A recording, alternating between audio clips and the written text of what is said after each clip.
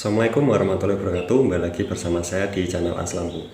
Jadi seperti biasa saya ingin sharing-sharing berbagi informasi seputar asam lambung Kartan City buat teman-teman semuanya ya. Mungkin yang masih parah, yang masih belum tahu apa-apa tentang asam lambung Kartan City ini, dan semuanya pasti akan saya bahas di channel Aslamku ini.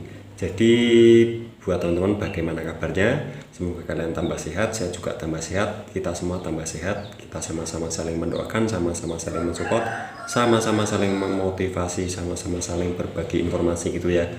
Jadi buat teman-teman mungkin yang baru bergabung, jangan lupa like dan subscribe. Like di sini, subscribe di sini ya. Klik subscribe warna merah sampai berubah menjadi warna abu-abu, karena subscribe itu gratis, tidak dipungut biaya sepeser pun ya. Jadi dengan kalian subscribe, kalian telah mendukung channel Aslamku ini untuk menjadi channel yang lebih baik, yang lebih berguna, yang lebih bisa bermanfaat buat teman-teman semuanya gitu ya. Jadi seperti biasa saya ingin berbagi informasi seputar asam lambung Kartan City ini untuk teman-teman semuanya ya, khususnya yang masih parah, yang masih awam ya.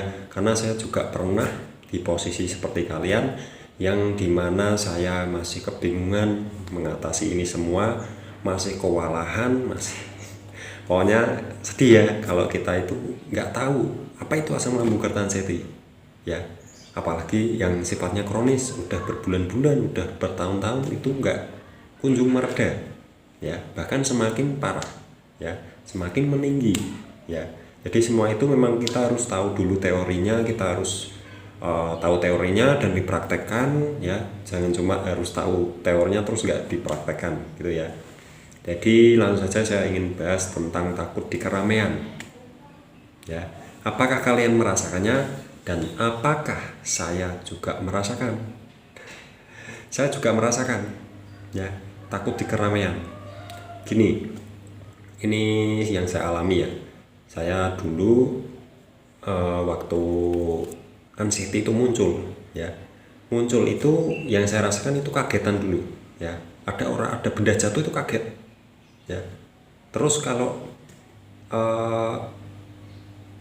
keluar rumah itu pasti ada saja yang dipikirin ya, pikiran-pikiran negatif itu muncul seperti nanti kalau saya keluar terus kenapa-napa di jalan bagaimana ya, nanti kalau saya gini gimana, nanti kalau saya gitu bagaimana. Jadi muncul pikiran-pikiran yang tidak wajar ya, tidak biasanya saya pikirkan. Dan situ saya mulai awal-awal agak-agak muncul ya anxiety-nya. Terus saya ngerasain waktu saya ke bank ya, ini waktu saya mungkin sudah satu tahun lebihan ya. Yang saya ingat itu akhir 2020 akhir saya pergi ke bank. Saya udah ngerasain udah agak parah ya, udah agak parah, tapi saya masih bisa aktivitas ya, meskipun tersendat-sendat, masih bisa kerja meskipun saya itu sering libur ya.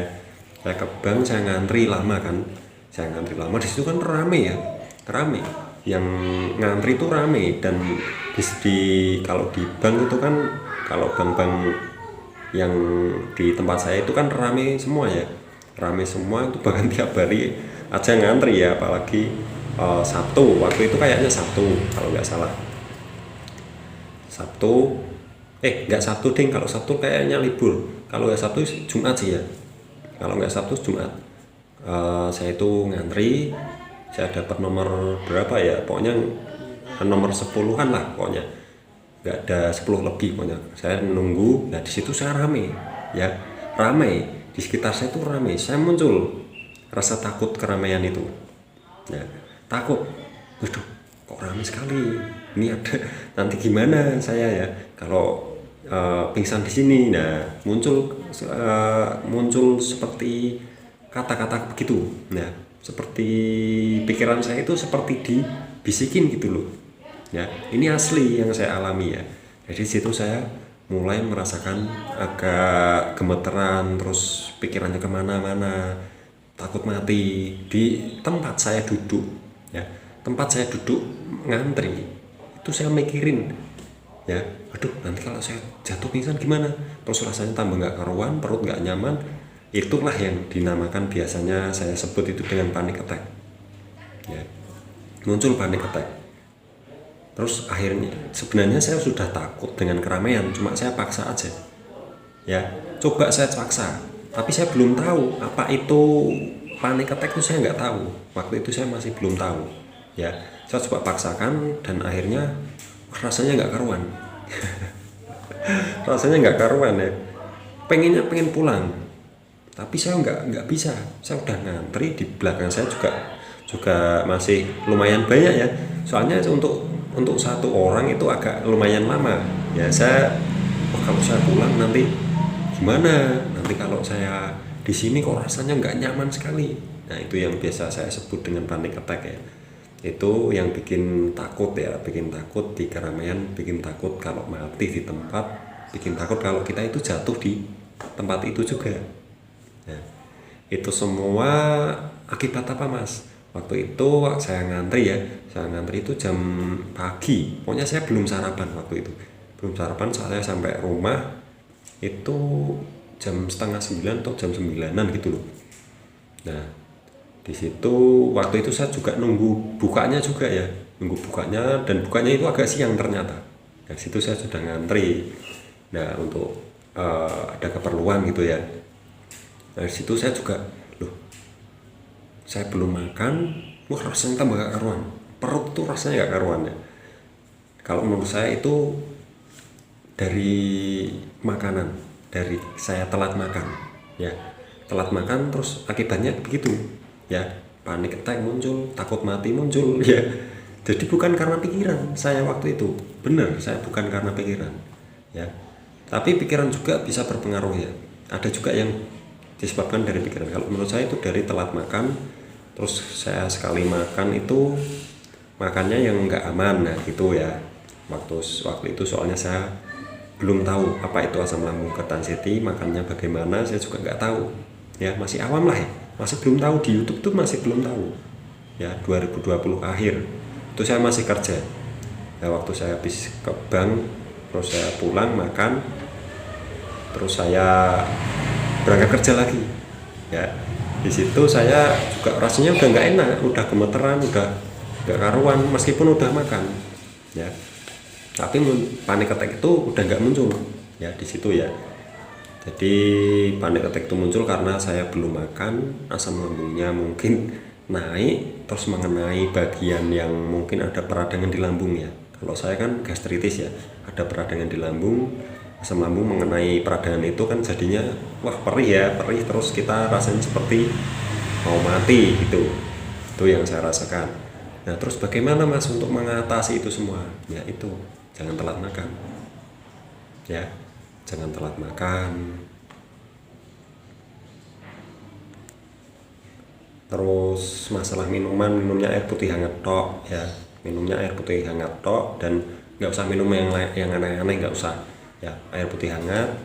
Setelah saya tahu ya, ternyata penanganannya itu cuma ya simple, cuma kita butuh kesabaran karena kita sifatnya kronis ya, sifatnya kronis, sifatnya lama, nggak seperti akut. Kalau akut biasanya kan kumat-kumatan, dan kumatnya itu dia jaraknya lama ya, terus enakan normal lagi.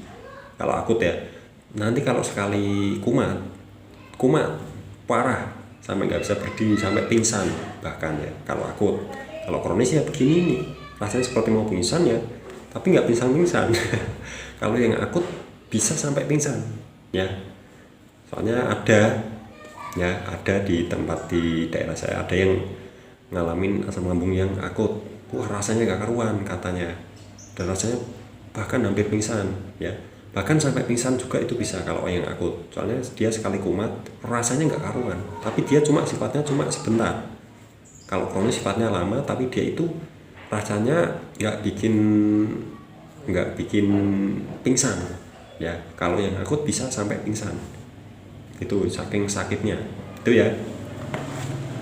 Jadi untuk pembahasan saya, semoga kalian itu paham ya, paham.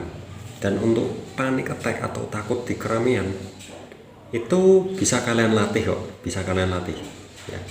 Misalnya seperti saya kalau beli spare part, kalau kan saya kan biasa ada servisan, saya beli spare part di toko spare part itu rame. Nah, di situ saya untuk berlatihnya ya, Sekarang bagaimana Mas? Sekarang alhamdulillah sih saya tidak takut ya, udah tidak takut.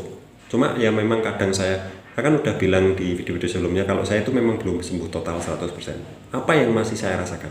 Ya ini yang sering ditanyakan oleh teman-teman semua. Perut tidak nyaman kadang.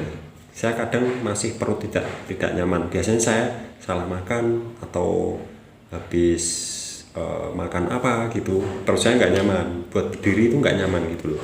Kalau buat duduk sih nggak ya biasa-biasa aja. Kalau berdiri apalagi buat aktivitas yang mungkin cukup berat, nah itu nggak nyaman ya.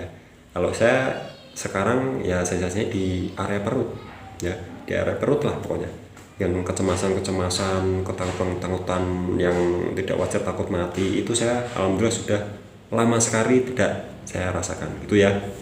Jadi mungkin tiap orang itu beda-beda ya, untuk proses penyembuhannya itu beda-beda, nggak harus kalian sama seperti saya, itu enggak ya, mungkin beda-beda, ikutin aja alurnya, yang penting kalian ada perkembangannya gitu ya. Jadi untuk panic attack, untuk yang saya bahas ini, takut keramaian, itu kalian harus dilatih. Kalau kalian misal benar-benar nggak kuat ya, coba pulang dulu ya. Kalau misal kalian masih kuat, pertahankan terus ya. Di situ kalian mulai belajar ya, mulai bertahap ya, untuk meningkatkan mental kalian. Nah di situ nanti kalian mungkin pulang nggak apa-apa padahal.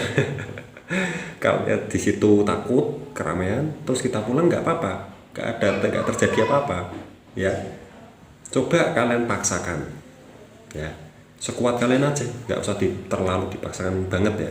Pokoknya sekuat kalian aja. Kalau kalian sekiranya udah titik mentok ya, titik mentok gak kuat, lebih baik dibuat istirahat dulu, besok lagi gitu terus. Pokoknya paksakan, jangan sampai kalian kalah dengan takut keramaian itu ya, rasa takut itu. Jangan sampai kalian kalah dengan rasa takut itu, karena rasa takut itu ada terus, pasti akan ada terus. Kalau kalian tidak lawan, kalian tidak akan melupakannya. Kalau kalian lawan, nanti lama-lama kalian terbiasa dan lupa gitu. Coba kalian rasakan kalau nggak percaya. Memang itu prosesnya lama, kalian harus sabar ya. Kalau kalian nggak sabar, pengen cepet ya nggak bisa. Memang harus butuh proses, harus ada prosesnya ya. Jadi gitu saja, semoga saja bermanfaat, dan jangan lupa jangan telat makan juga ya. Jangan telat makan, terus kalian harus latih, sering olahraga, berjemur, setidaknya kalian tuh gerak, ada gerakan setiap hari ya. Itu jangan rebahan terus, jangan.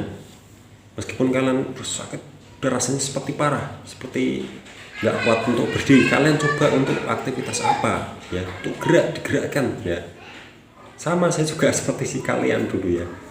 Oke, jadi gitu saja, semoga bermanfaat ya buat teman-teman semuanya. Memang semuanya memang harus dilatih, kita sendiri yang tahu, kita sendiri yang jadi dokternya gitu ya. Terima kasih. Gitu saja, mengingat durasinya semakin panjang, jangan lupa subscribe di bawah ini. Yang belum subscribe, yang sudah subscribe, terima kasih.